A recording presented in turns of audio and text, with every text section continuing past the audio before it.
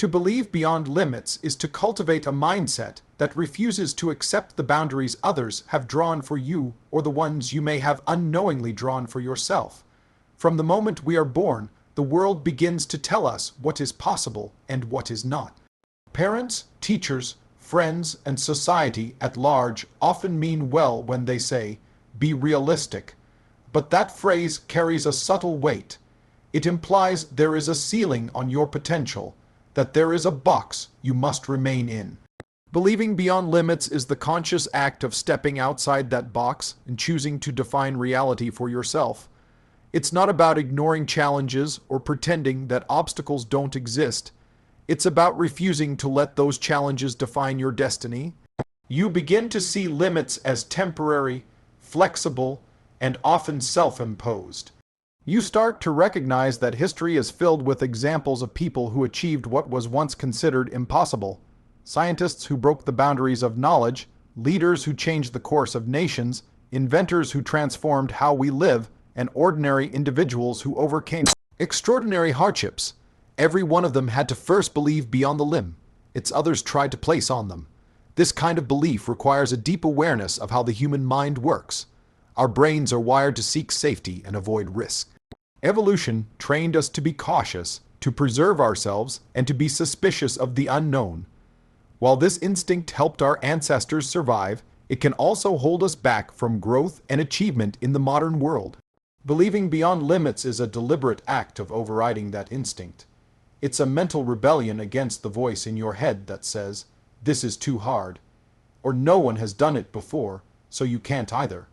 You begin to train your mind to ask a different question.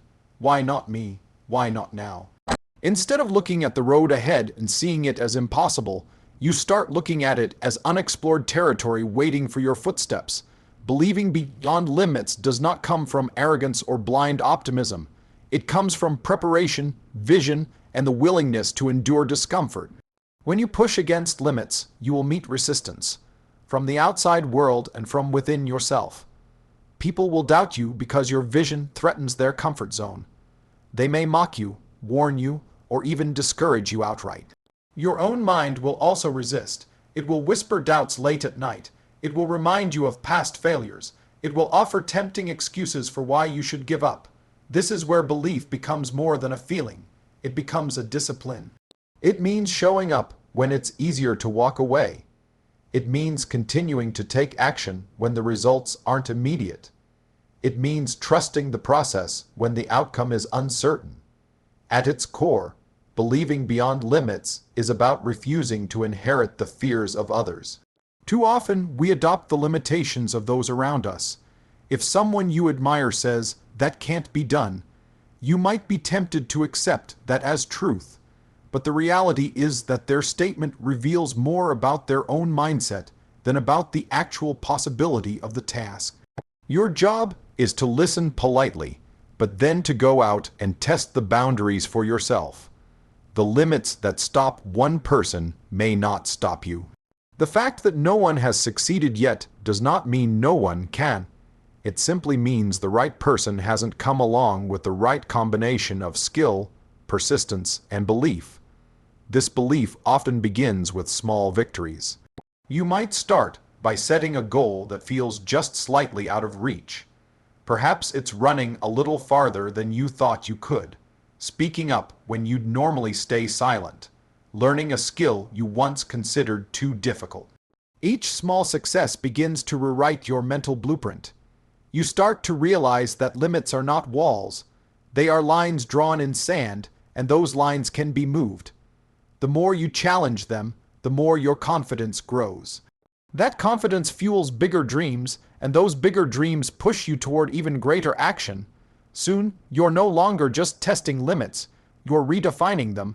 Believing beyond limits also means accepting that the journey will not be comfortable. The process will stretch you, sometimes painfully. You will encounter setbacks that test your patience and endurance. You may have to face criticism, rejection, and moments of self-doubt. But these experiences are not signs to stop. They are signs you are on the right path. Growth is never found inside your comfort zone. It lives in the uncertainty, in the risk, in the moments where you have to choose faith over fear. Every time you decide to move forward despite uncertainty, you strengthen the muscle of belief. This belief is not just about personal achievement. It's about contributing something to the world that didn't exist before. The breakthroughs in science, technology, art, and human rights all came because someone believed beyond the limits of their time. The abolition of slavery, the invention of flight, the curing of diseases, the exploration of space, these milestones were not achieved by people who accepted the world as it was. They were driven by individuals who imagined a world that could be better and who refused to let the word impossible stand in their way. You are capable of carrying that same mindset into your own life, regardless of your field, your background, or your current circumstances. Believing beyond limits requires a vision so strong that it pulls you forward even when logic says to turn back. That vision acts as a compass, keeping you aligned with your purpose when distractions and doubts arise. It gives meaning to the sacrifices you make, and it keeps you grounded in the belief that your effort matters. Sometimes the vision you hold will be invisible to others. They may not see what you see until it becomes reality. This is why you cannot base your belief on their approval. You must be willing to walk alone, trusting that your conviction is strong enough to light the way. The truth is, many of the limits we face are not real in the physical sense. They exist only in our perception. The human body and mind are capable of far more than we give them credit for. Athletes break records thought unbreakable. Entrepreneurs build companies that redefine entire industries. Activists spark movements that change laws and culture. None of these achievements would have been possible if the individuals involved had accepted the limits placed before them. They believed in a different future, and that belief was the first step toward creating it. Believing beyond limits also involves embracing failure as part of the process. Failure is not proof that you can't do something. It's proof that you are trying something worth doing.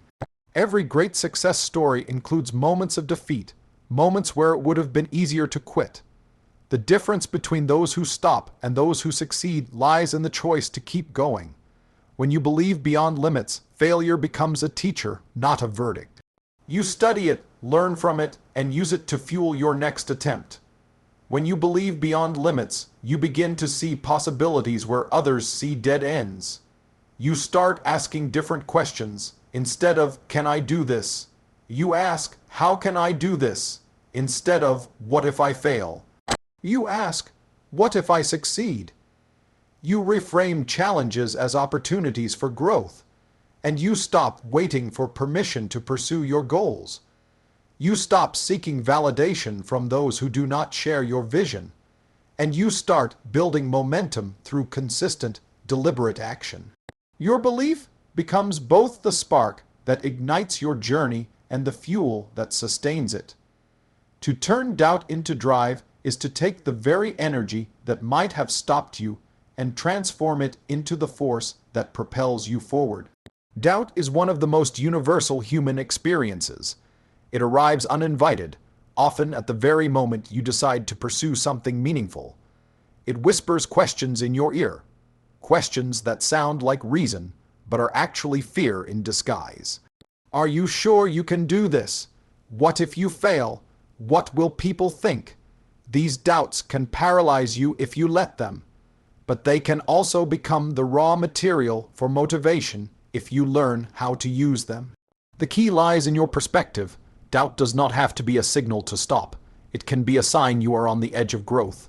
It means you are stretching beyond what you know, venturing into territory where you are not yet certain of the outcome. And that is exactly where transformation happens. Turning doubt into drive begins with acknowledgement. You do not pretend doubt doesn't exist. You don't try to bury it under blind optimism. Instead, you face it directly and name it for what it is, a natural reaction to uncertainty. By acknowledging doubt, you strip it of its mystery. You stop seeing it as an enemy and start seeing it as a source of valuable information. Doubt can reveal where you feel unprepared, and in doing so, it points you toward the skills you need to develop, the research you need to do, the habits you need to strengthen. In this way, doubt becomes a guide rather than a jailer. The next step is to reframe the emotions that come with doubt. Fear, anxiety, hesitation. These feelings are often labeled as negative, but they are simply energy. Left unchecked, that energy can drain you. But if you channel it, it can become fuel. Athletes use pre-game nerves to sharpen their focus. Entrepreneurs use the fear of failure to push themselves into innovation. Activists use the awareness of opposition to strengthen their resolve. The very sensation of doubt can be flipped into urgency, a reminder that what you are attempting is worth your full attention and effort. Every time doubt arises, you can choose to interpret it not as a warning of failure, but as proof that you are aiming high enough to matter. Another essential part of turning doubt into drive is learning to convert criticism into motivation. Often, doubt is reinforced by the voices of others. People project their own fears onto you. They tell you something can't be done because they can't see how they would do it. They may even disguise their doubt as concern, saying they only want to protect you from disappointment. But you can take those words and let them become a challenge. You can decide that every skeptical comment is one more reason to persist. Instead of feeling crushed by someone's disbelief, you can let it ignite your determination to prove them wrong, not out of spite, but out of commitment to your vision. When doubt comes from within, it is often fueled by comparison. You look at someone further along in their journey and tell yourself you will never reach that level. But comparison is only destructive when you use it as a measure of your inadequacy. If you reframe it, it can become a source of drive. Instead of thinking, "I'm not as good as they are," you can think, "If they can get there, so can I." The presence of someone ahead of you is proof that the path exists. You can use their example to guide your actions, to study what works, and to remind yourself that excellence is achieved step by step. Doubt can also be a signal that you are about to attempt something that truly matters to you. The stakes feel high because the outcome matters deeply. Instead of seeing that pressure as a reason to hesitate, you can see it as confirmation that you are on the right path. If the idea of failing scares you, it means the idea of succeeding excites you. That combination, fear and desire, is a potent motivator when you lean into it instead of retreating from it. One of the most powerful ways to turn doubt into drive is to take action in small, deliberate steps. Doubt thrives in inaction. It grows when you stand still, when you overthink, when you give it space to multiply. But the moment you begin moving, making a phone call, sending an email, practicing a skill, showing up consistently, you start to replace uncertainty with evidence. Each action, no matter how small, becomes proof that you are capable of progress. And with each piece of proof, your drive grows stronger, while doubt loses its grip. There is also a psychological shift that happens when you choose to use doubt as a catalyst. You stop seeing obstacles as proof you should quit and start seeing them as opportunities to prove yourself. You begin to expect challenges, and because you expect them, they no longer catch you off guard. Instead of asking, "Why is this so hard?" you start asking, "What can I learn from this?" The struggle becomes part of the story you are building, the very story that will inspire others when you succeed. Turning doubt into drive often requires revisiting your reasons for starting in the first place. Doubt can cloud your memory of why you began, but reconnecting with your original vision can cut through that fog. You remember the excitement you felt when you first imagined your goal. You remind yourself of the change you wanted to create, the life you wanted to live, the people you wanted to help. Those reasons become anchors, holding you steady when doubt tries to pull you off course. It is also important to recognize that doubt is not a sign of weakness. Many of the most successful people in history have admitted to feeling it. The difference is that they did not let it stop them. They let it sharpen their preparation. They used it as an indicator that they were on a path worth pursuing. In fact, the absence of doubt can sometimes mean you are not challenging yourself enough. If you never feel it, you might be staying too safe, aiming for goals that do not stretch you. You can also transform doubt into drive by seeking out environments and people who push you forward. Surrounding yourself with individuals who believe in growth, who challenge your thinking, and who encourage your ambition can help you see your doubt from a new angle. Instead of feeling isolated in your uncertainty, you realize it is a shared human experience. And when you see others push through it, you are reminded that you can too. Finally, turning doubt into drive means making a decision every time it appears. You cannot always control when doubt shows up, but you can always control your response. You can let it drain your energy, or you can harness it.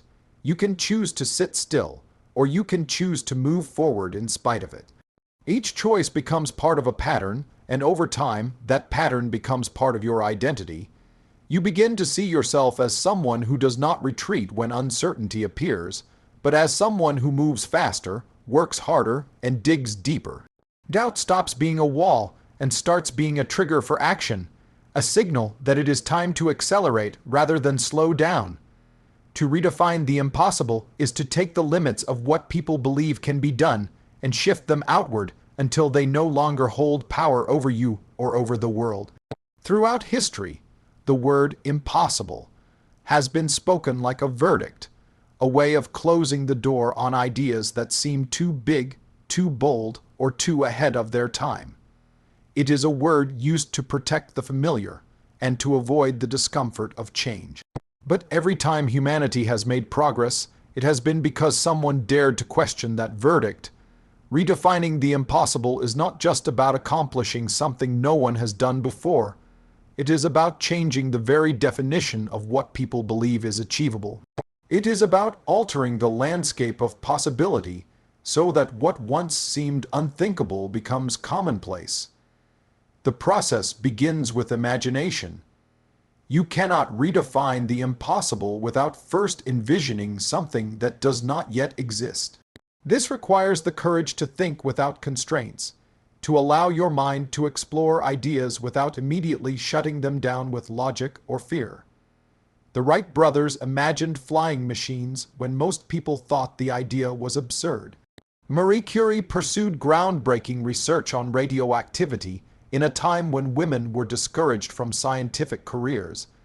Visionaries across fields allowed themselves to dream in ways that defied the norms of their era. That act of imagination is the seed from which redefining the impossible grows. Once you have imagined it, the next step is to confront the reasons people say it cannot be done. Often, these reasons are rooted in tradition, outdated knowledge, or the limitations of current technology. They may be reinforced by authority, figures, or experts who are convinced the boundaries are fixed. But history shows that expertise can sometimes be the enemy of innovation, because it is grounded in what has already been proven rather than what is yet to be discovered. Redefining the impossible requires the ability to respect expertise without being imprisoned by it. You must learn to listen, extract the lessons worth keeping, and then move beyond them when they no longer serve your vision. The journey of redefining the impossible is rarely solitary. It often requires building alliances with others who share your belief, or at least your willingness to test the limits. These people may not see your vision exactly as you do, but they will understand the value of pushing boundaries. They will bring skills, perspectives, and resources that help turn your idea into reality. Collaboration can multiply the force of your effort, transforming what seems impossible for one person into something achievable for a determined group.